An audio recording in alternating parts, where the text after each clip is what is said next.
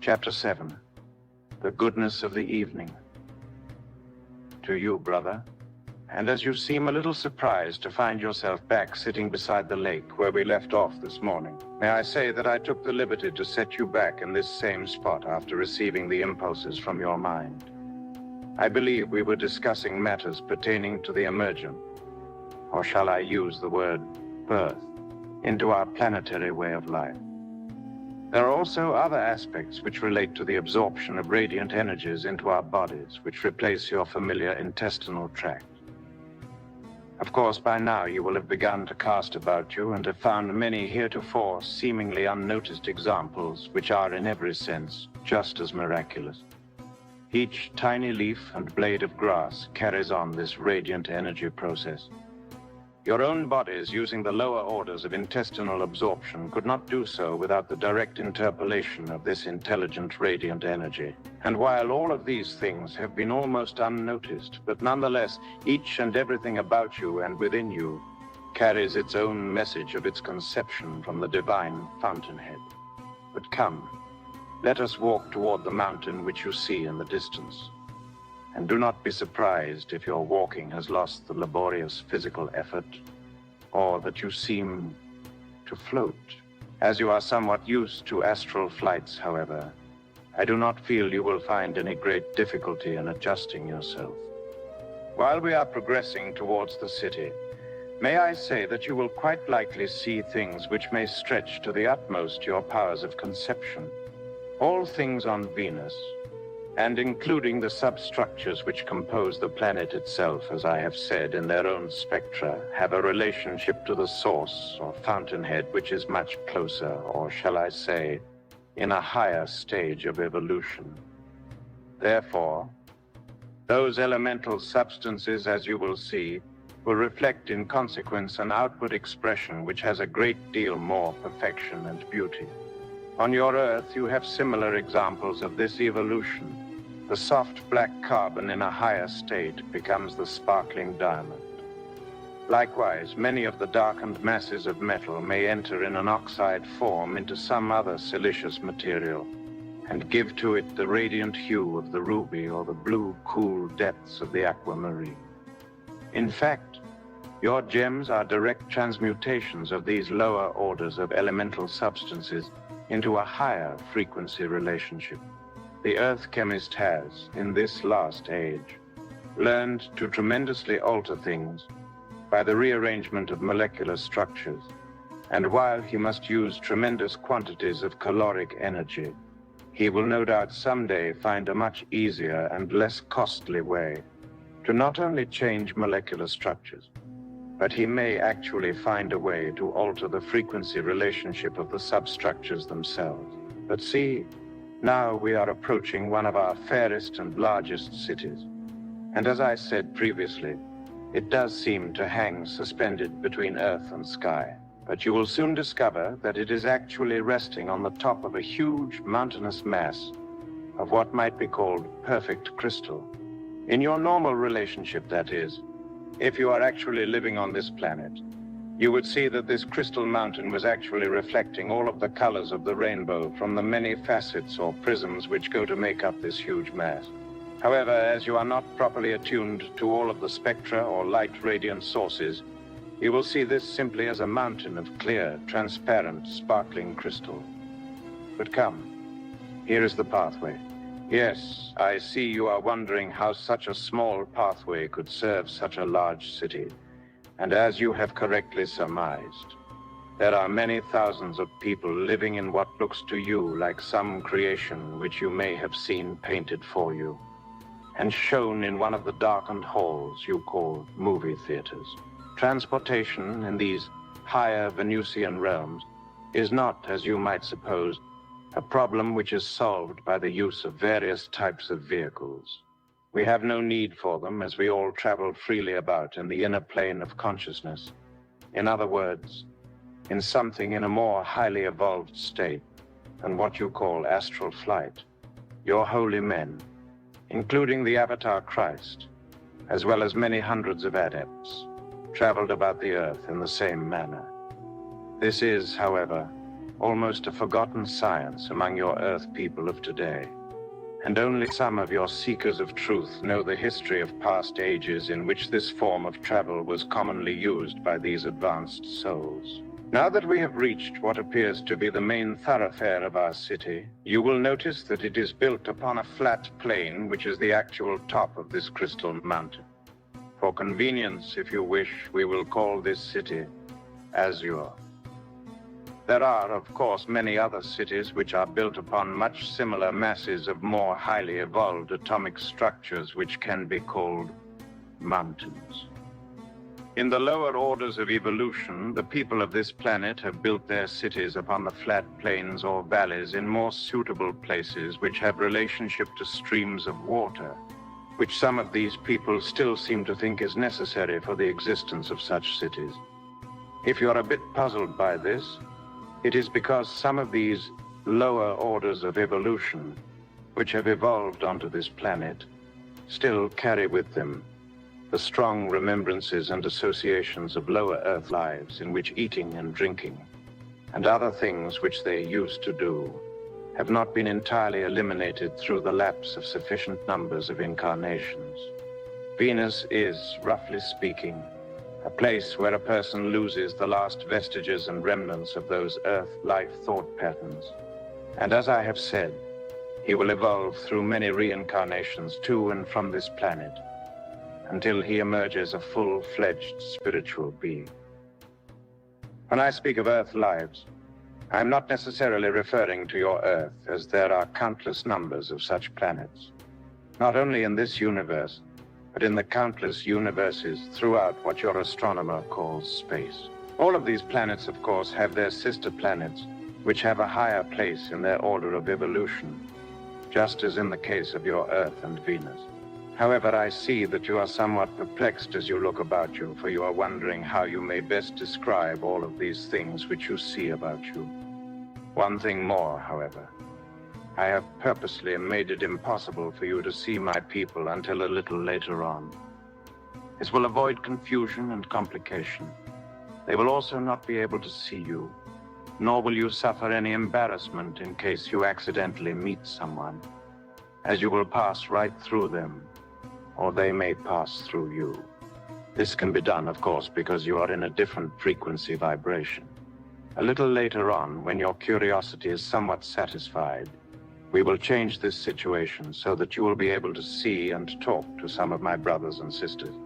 However, as I said before, I am using the utmost caution and discretion, for I do not wish to disturb or shock the Earth minds who may read your words.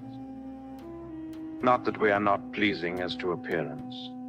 I believe you will find us so, and not too much different from the reflection you see in your own mirror, except that you may be able to see much more clearly the auric colors which surround our bodies. As we are in a higher frequency rate, we are therefore, can I say, much more dynamic. So much more so that we may appear to radiate light. However, let us enter one of the larger homes here, which is standing close by. As you will see, they are all of tremendous size. And even though we are on average but slightly taller than the Earthman, yet we would find that the small cubicles which he calls homes would be to us extremely cramped and confined. You will also notice that the materials used in these buildings all seem to be of some transparent material. Actually, this is not so. I have purposely lowered your rate of optic perception so that you will not be blinded by the dazzling brilliance and radiance which is reflected from all of the buildings and streets which compose this city, just as in the mountain upon which it stands. However, you will be able to see enough of the brilliance and color so that an adequate description can be written. In one of my previous discussions, I spoke of rainfall. However, rain falls only in the lower planes. We do not, from necessity, construct our buildings with the thought of protection from disturbance of the elements. Rather, our buildings are constructed not with machinery or tools, but with the creative energies from our minds. These homes and buildings, therefore, represent our first major efforts in the constructive use of energies. The Earthman paints upon canvas the pastoral beauty of that which is about him. The sculptor may carve from stone that which he sees in his mind's eye there. Likewise, the bricklayer or mason is an artist in his own fashion. We here on Venus are likewise artisans, but instead of using the brush or chisel or the trowel and hammer, we use as our tools our own minds and the creative desires which stem from them, combined with the radiant energies from the fountainhead, which become all of the things which you see about you. Yes, all of these buildings, and all of the streets upon which they stand, and even all of the things which are contained within, were created by mind, and not one finger was lifted in any construction. But come, my friend, I will leave you here in the Arboretum, where we will again meet in one of the future hours agreed upon by us. May your sleep be light and untroubled. Brother Malva. Chapter 8. Welcome back to Azure, brother. And I'm very pleased with a number of things. Your continued and lengthy concentration has helped much in the continuation of our project. I see now that you are able to make contact and arrive here almost unassisted. I see also that you are beginning to expand your consciousness in your own inner eye to a point where I believe shortly you will be able to see everything about you here as it really is. I had thought at first that it might be necessary to keep part of this hidden, as well as to conceal you, as the strangeness and strength of this world might upset you. However, I am grateful for your many years of psychic work, which will now enable us to progress more normally. I thought also that you might take a slight affront at being left on the doorstep, as it were, while we were just on the verge of entering in and seeing what these dwellings are like. But before we do this, let us ascend to the high balcony which you see on the spire above you. But we shall not climb. Instead, we shall use the powers of levitation. I will take your hand. See there, now it is done. And here we are. Let us sit here quietly on this bench while you take in the panorama which is before you. As you can see, far out and below where we sit spreads one of the great valleys in which some of the cities of the lower orders are situated. In your Earth cities, the social structures are such that a man's place of dwelling is most often determined by your commercial system of finance, or how much he has in a bank. That is why on other planets, similar to Earth, we see such vivid contrasts, poverty and slums where human wrecks live out their lives in misery and want, while their ragged children play in the street which separates them from their affluent and wealthy neighbors, who live in great mansions and have far more than they know what to do with. Such wretched contrasts do not exist in our cities on Venus. Even the poorest family or individual living in the smallest dwelling is far richer than your wealthiest baron. But he counts instead the richness of his many blessings, his closeness to the fountainhead, and his knowledge and ability to actively participate in the integrated functions of one of the great spiritual brotherhoods. Around you and below you, you are seeing a veritable kaleidoscope. And even with your still somewhat limited concept, this riot of color is almost unbearable. You are having a sensation which is somewhat like coming out of a darkened room into the bright sunlight. I will attempt to describe for your fellow Earthman something of what you are witnessing. As you see from our vantage point, the city has only two main thoroughfares which cross each other at right angles. This is done to properly intersect the parallax of the magnetic lines of force. At their point of conjunction, the huge dome-like structure of crystal which seems to be glowing in all colors of the rainbow is the central temple which we may enter later on. I might say first that the cause, partially at least, of the reflection and refraction which seems to come from everywhere is actually a part of the function of the crystal-like substances of which all the vast numbers of buildings which you see before you are made. From up here, they present an amazing and intricate array of domes, minarets, and spires. Balconies and galleries sweep around the sides in many places like the one we are sitting in, festooned with an infinite number and variety of plants and blossoms. A little later, you will see that in the various rooms and halls of these dwellings are also displays of flowers, which could be an earth horticulturist's paradise. You will notice also that there are no windows in any of these dwellings. Ventilation is, of course, for other purposes than for ourselves, as we do not breathe in the manner to which you are accustomed. Your bodies need oxygen as a means of combustion.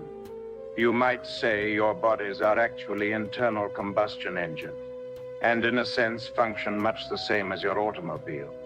Here, however, our body needs are not supplied from external sources of food and oxygen, but come from radiant energy from the inner consciousness. You will see also as we progress through one of these homes that the crystal walls and ceilings seem to diffuse a different intensity and quality of light. There is a reason for this. If you remember a number of Earth years back, at the beginning of the radio age, or almost everyone who first obtained a radio had one which was called a crystal set. The music which came through the headphones was made possible by the rectifying properties of a small bit of galena crystal. Your scientist of today knows many more of the amazing properties of the crystal. Certain crystals enable him to send hundreds of messages over a single conductor simultaneously. Activated crystals also make possible a new vibrant energy therapy which uses high-frequency energy pulsations as the energy source. We likewise here on Venus, in constructing these crystal walls and roofs, have endowed them with certain properties. If you think for a moment that, like on your Earth, where you may have many thousands of different radio and television programs which are pulsating through the air simultaneously. It is just the same here, except that instead of radio and television stations, we have countless thought-form wave trains, which stem from individuals or collective masses, from not only the minds of the lower orders of human life which reside on their countless planets, but we have also the great masters and lords, as you call them, collectively and individually radiating from the higher planes above us. You can see, therefore, that in a telepathic process, there would be a great deal of effort and confusion in trying to single out one or any particular group of thought projections.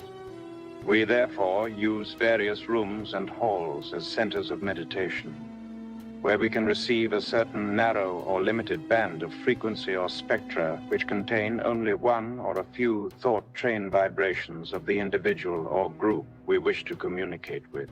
This function of rectification and separation is performed by these crystal-like walls and roofs, and sitting in different positions about a certain room, we can, in our meditation, engage in mental communication with any or all individuals of the great celestial universe who are capable of thought transmission.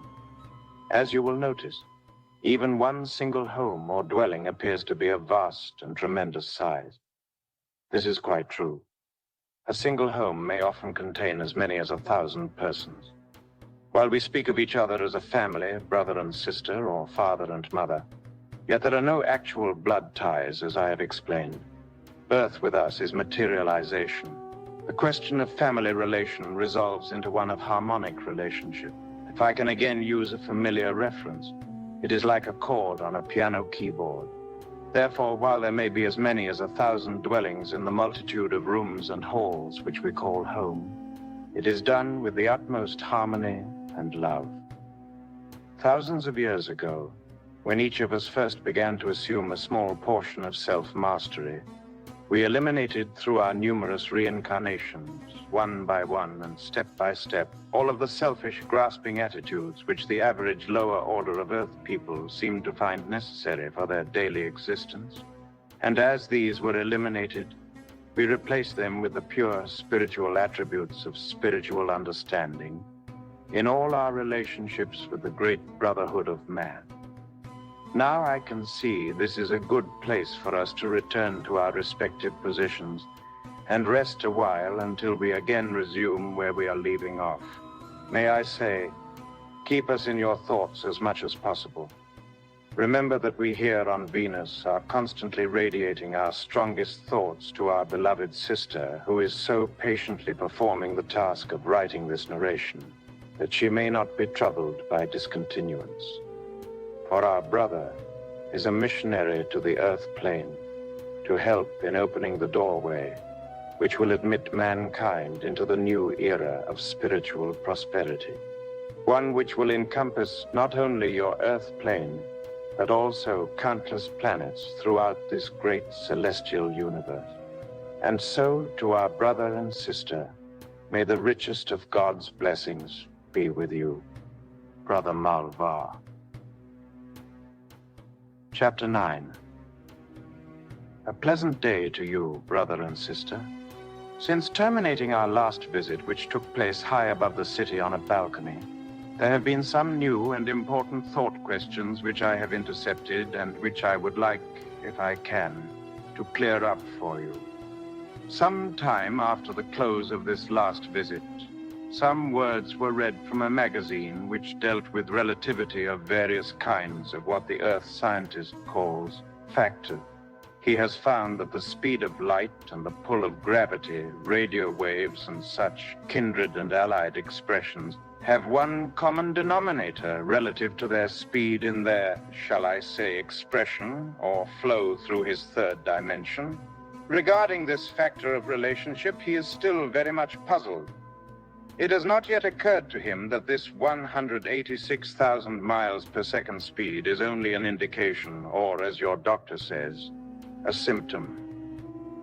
The scientist has not yet pierced far enough beyond his limited finite concept to visualize that such expressions of energy, whether they relate either to the speed of light or electrical impulses, or even to what he calls mass, would not, and could not be expressed in his third dimensional world, unless it existed first in some form or relationship in all other dimensions. It can truly be said that this Earth world is only one of the many countless outlets and expressions of the Divine Fountainhead.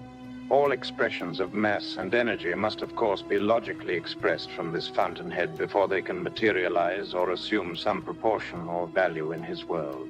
In short, whatever man does on his Earth plane, or has done, or will do, and it makes no difference whatever the act or circumstance, he is first merely brought into actual continuity, any and all of such things, directly from the fountainhead. If he presses the key on the telegraph or talks through a microphone across the world, he will have first pressed the key at the fountainhead, or he will have spoken through the microphone from the fountainhead. In other words, you don't get something from nothing. All of the somethings which you call energy and mass had to first come from somewhere. They had to exist somewhere. This somewhere is the fountainhead, which you Earth people have called God. As I have said, God is infinite, and in order for him to be infinite, that infinity must be expressed in the finite. It must become negative and positive. It must become truth and error. It must be good and evil. Only in your association with this infinite God, you contrive to place the stigma of self. And with this selfhood or ego, you have warped and distorted these infinite and finite conceptions into thought patterns which will take you thousands of years to eradicate.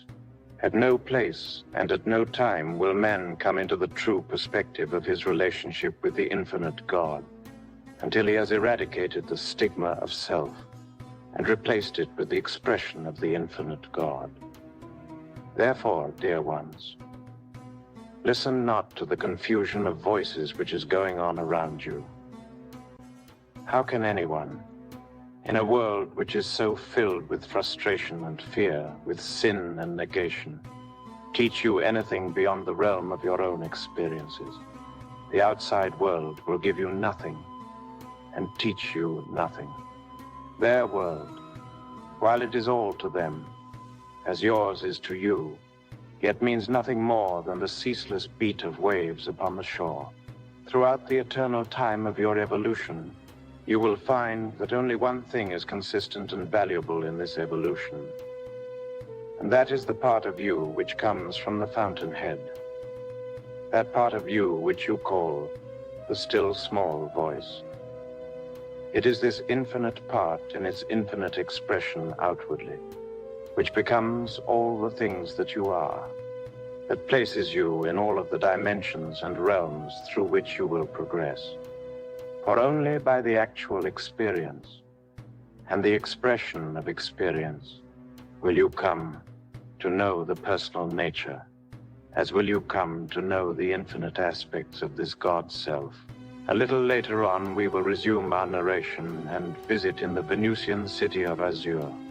But for now, peace be with you. Chapter 10. I am hoping that my last discourse did not take you by surprise, or that you feel a loss at my deviation from our true course. However, it is not often that the opportunity of the written word presents itself in our expression toward the Earth peoples. While my discussion seems somewhat short, it need not have been so. I could go on for many hours along such similar lines, and while we here on Venus do not pretend to be the ultimate in all understanding, and we know of much higher and greater wisdom, yet all of such things must be added to the consciousness of each individual in proportion to his capacity for assimilation. We do feel quite strongly about the blind philosophies of your many Earth lives, and I'm not singling out your own particular Earth planet. To us, there are some similarities in such Earth-life philosophy, which remind us of litters of newly born animals, huddling together for warmth and security in the absence of the mother. Many times, some Earthman, in the extremes of his feelings of want and insecurity, and of his selfhood, has donned a superficial cloak of political or spiritual leadership, hoping perhaps that he might hide the running sores of his many frustrations and fears. You Earth people have an expression something like the blind leading the blind. It is the fallacious interpretation of the many values of life that man seems to think he will find in some other individual. It is such dependency for the interpretation of such values upon his fellow man that often leads the individual far astray. However, as I previously mentioned, your Earth is a sort of battleground where you Earth people not only fight out your differences of opinion, but you will constantly reincarnate into similar life expressions until you learn that the true evaluation of life and its infinite expression does not come from a false superstructure of a conglomerate mass of other people's ideas and expressions, but rather in the true values which are only preconceived in their proper relationship from a universal and infinite conception. Nothing is more restricting or binding than a limited concept, which says that this is so, or it is not. Many of the things which you will see in our way of life cannot and will not be perceived by many of your fellow Earthmen because of such restricted, fallacious attitudes.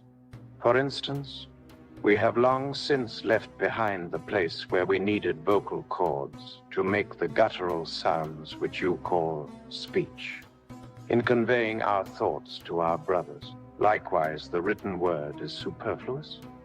In our understanding, it is the principle or concept. An Earthman, too, whom you see on your television, is expressing a rather crude and one-way interpretation or concept. A few of your other people, who call themselves mediums, are also expressing in a relative degree a more or less one-way principle or concept, calling it, as they do, psychic perception or clairvoyant. We here on Venus have evolved to a point where concept has not only placed us beyond the need of such low orders of expression as word forms, but instead we have a universal and integrated concept which, when properly used, places us at a point of instantaneous perception with the all-knowing, all-pervading wisdom and intellect. as it is expressed in the countless dimensions of the whole universal cosmos. If you pause a moment and think, and if you can grasp even one small portion of this idea, you will see that I'm having some difficulty in expressing to you even a small part of our way of life and our concepts. However, let us go inside this large building, which happens to be the home of one of my brothers. As you noticed yesterday, these buildings are all constructed of some crystalline material, and they are in a wide variety with domes, spires, and minarets, all seemingly merged together or interlocking with various corridors, passageways, and balconies. The Earth people might think this a bit confusing. To those who dwell in an arrangement of 5 small cubicles or some such number, this arrangement is quite suitable for their mentality. They would, of course, be confused if they found themselves in a home which covered several acres or even several miles, on which as many as 1,000 people live. Many of your Earth animals and birds exhibit in some form a higher degree of psychic intelligence than that of man. The swallows of Capistrano return at the identical time each year from an unknown place. Many species of geese and ducks, yes, even hummingbirds, have been known to fly thousands of miles across trackless wastes to find at the end of their destination, as they unerringly flew, the place where they were born. A bat can fly around in a perfectly darkened room wherein wires have been stretched without touching any of them. Numerous other plants, insects, and animals all exhibit to Earthmen in their cycle of life some seemingly unfathomable expressions. As we walk around in these various rooms, we do so with the full and conscious knowledge of where we are going and how to get there. In fact, we do not even have to walk. As I have said, each room is constructed and ordained for a certain specific purpose, and it can therefore be said to have a certain vibration. To find this room, therefore, means to merely tune in, as it were, to this vibrational relationship. And we are there. As was explained, the curved ceilings were constructed of a crystal material for the purpose of separation of various wave-train frequency spectrums. Actually, as you can see, each ceiling is composed of a number of sections of parabolically curved parts. These sections are all of a certain particular shape and in a certain alignment, so that they will assume the properties for which they were designed. By merely sitting in various parts of the room, we can receive thought passages from any part of the universe. As our planet itself turns upon its axis, like the Earth, therefore each hour presents a different section of reception from the universe. We therefore regulate our periods of meditation in accordance with these time factors, something like receiving certain programs at certain hours of the day on your TV. However, it must be remembered that it is not a one-way communication, and by the proper usage and direction of the radiant energy from the fountainhead through our minds, we can transmit and send back to the individual or group some corrective and helpful energy which will aid in overcoming any negative conditions which we have intercepted. This will explain to some extent how we use a lot of our time on Venus, and it will be discussed under the heading of spiritual therapy and healing. There are, of course, many other ways in which we Venusians often go off from this planet in a more personal way into the lower astral realms, which are associated with the more material planets, for the purpose of helping newly liberated, or as you call them, dead people, who find themselves in a new world. Several of your Earth books relate experiences where groups of newly liberated men from battlefields have found themselves under the direct supervision of a Venusian whom they portrayed or visualized as some great and shining soul or master. Actually, of course, looking at things from our position, we are not masters, nor are we even close to mastership. However, from your Earth plane, then we may appear to be in relatively some such position. Above us, however, using the word above rather loosely, are many planes and dimensions which express life in a much higher degree of concept than we do. We are on the borderline, as you might say, between something which might be likened to impartially realizing or conceiving in our life some previously conceived philosophies and idea associations related to the more physical or material planes. And on the other side of our perspective is, as I have said, the realization of higher dimensions and expressions. Therefore, we still need such finite forms and associations as cities or dwellings, even though they are in a much more highly evolved state of evolution. This also applies to what you call a body. When you begin to see us more clearly, you will see that we have a form quite similar to your own, there being, however, an appearance of transparent, golden radiance. I might say that another man from another world other than your own, who did not have a body like yours, would, upon seeing us, as in your position, visualize us as he appeared to himself. This, too, is purely a product of concept. Just as speech, intestinal assimilation, and other factors essential to your life are actually abstract and non-existent. Now, I'm beginning to see that this may seem a bit confusing to you and refer again to small doses. Let us wait again for a passing of time, and like the rains from heaven, which should not fall too copiously lest they should wash away the soil, we will return to our respective positions with eternal love. Alva.